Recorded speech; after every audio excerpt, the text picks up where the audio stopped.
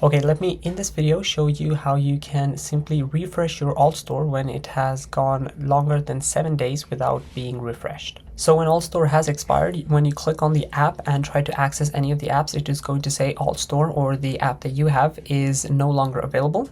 So what you want to do is go ahead and connect your phone to your computer via a cable. That can be either a Mac or a Windows device. This is how it's going to look, and you're simply just going to want to install AltStore from this section on your device.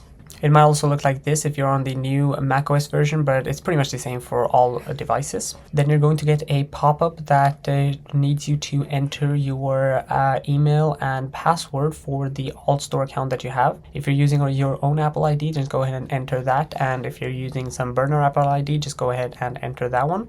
But keep in mind that it does need to be the same Apple ID that you used to create your AltStore before it expired.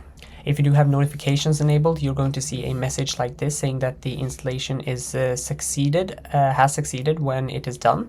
But now when you try to open the app, it is going to say that it is unable to verify the developer.